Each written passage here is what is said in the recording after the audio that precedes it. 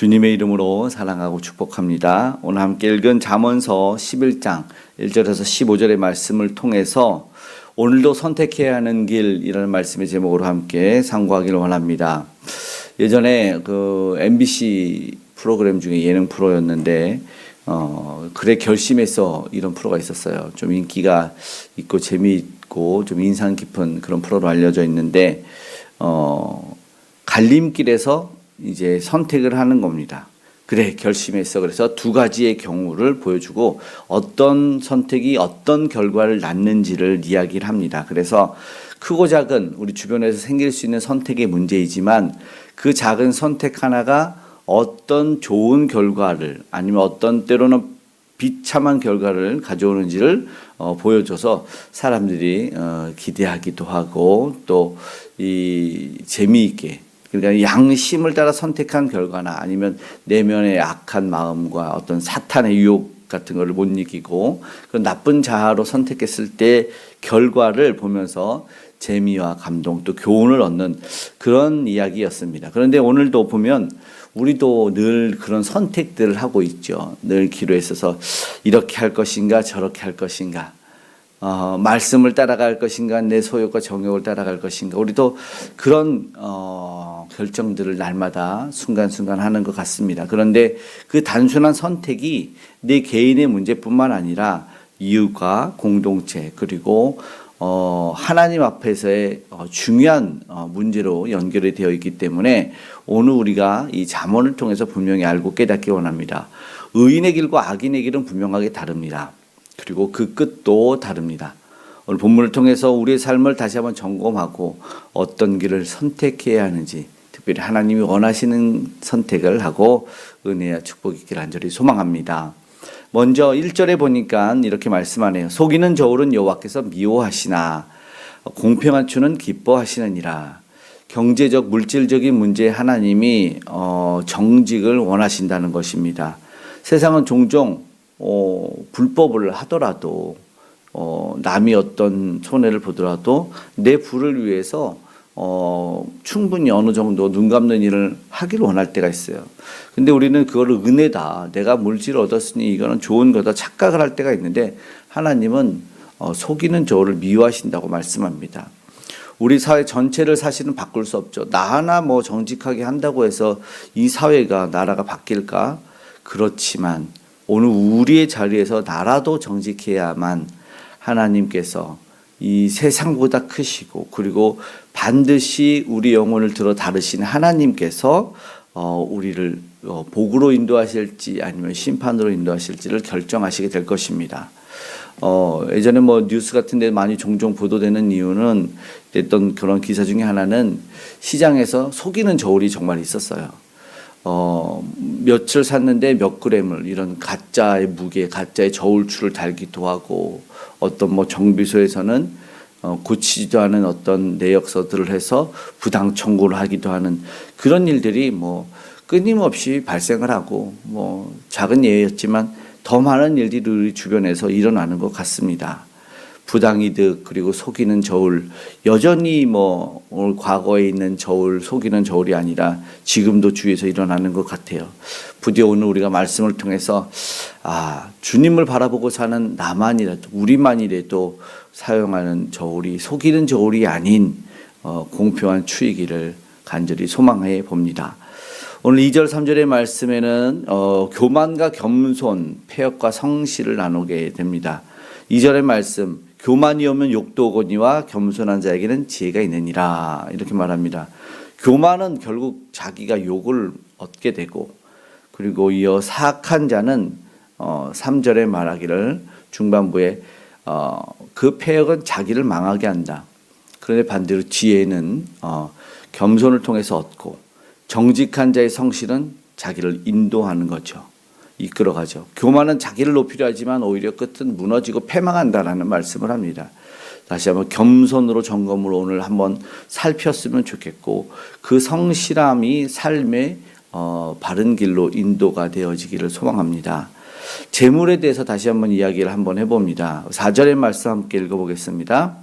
재물은 진노하시는 날에 무익하나 공의는 죽음에서 건지느니라. 공의는 죽음에서 재물은 무익하다. 우리 예수님의 이 비유 중에 이 거지 나사로와 부자의 비유가 있어요. 부자가 많은 것 가졌지만 결국 그가 마지막에는 죽어서 천국이 아닌 소위 지옥에 가게 됩니다. 물질로 자신을 구원할 수 없어요. 세상에 그러나 보면 돈이 모든 것 해결하는 것 같죠. 돈이 없으면 죽고 돈이 있을 것 같으면 죽이기도 하는 이런 정말 무서운 세상인데 사실 하나님 앞에서는 무익할 뿐입니다. 어디에 재물을 쌓아두라고 했죠? 하나님은 하늘의 나라, 영원한 나라에 쌓아두라고 분명히 말씀하셨습니다. 정직하고 완전한 자의 공의가 사실은 그 자신을 곧게 하고 살립니다. 반대로 악인은 넘어지고 얼매인다라는 거죠. 6절의 말씀을 세번역 성경으로 한번 읽어봐 드릴게요. 정직한 사람은 옳은 행실은 그를 구원하지만 반역하는 사람은 제 욕심에 걸려 넘어진다. 분명하게 욕심을 선택했을 때는 넘어진다라고 말씀합니다. 이어 7절 8절에는 소망의 길을 말씀합니다. 또 한번 이번에는 8절의 말씀 한번 읽어보겠습니다.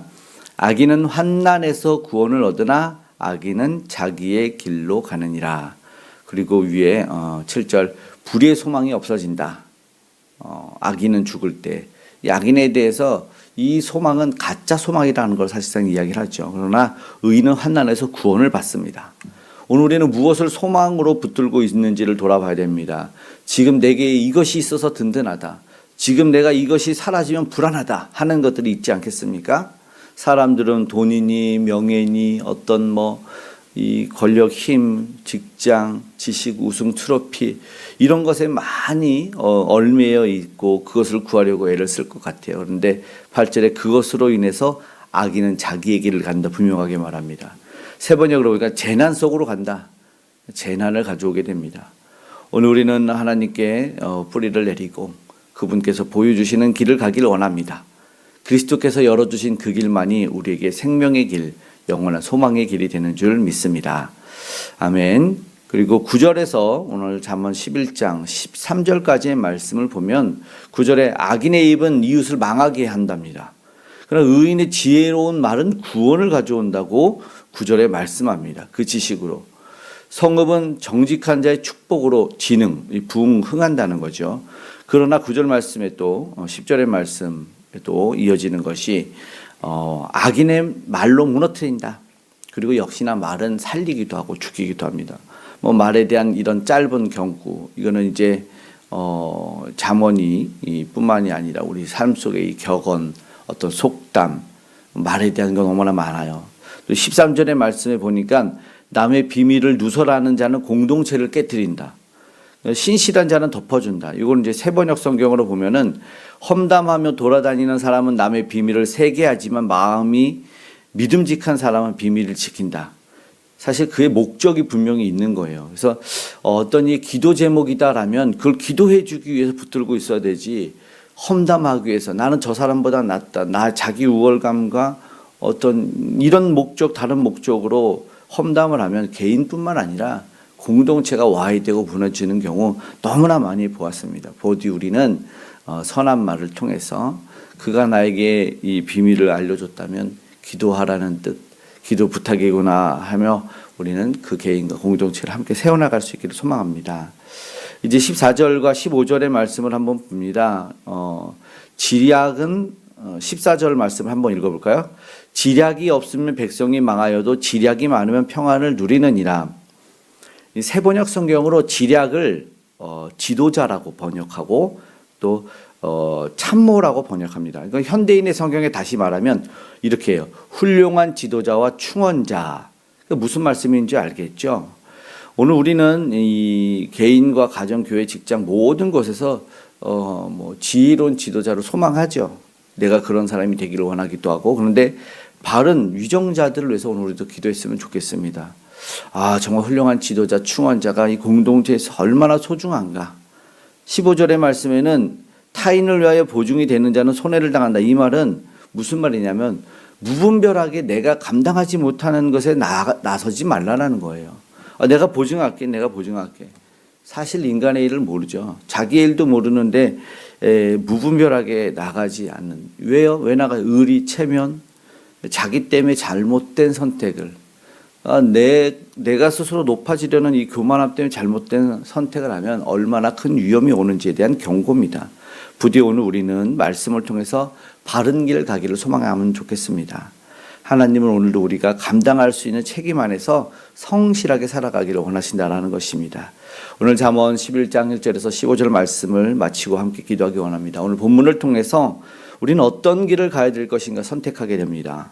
속이는 저울이 아닌 공평한 주를 선택하고, 교만이 아니라 겸손으로 지혜를 얻기를 선택하고, 재물이 아니라 공의와 정직을 붙드는 선택, 파괴적인 말이 아니라 살리는 말을 할 수 있기를, 그리고 지혜로운 지도자, 신실한 동역자를 선택하고 또한 기도해 줄 수 있기를 원합니다.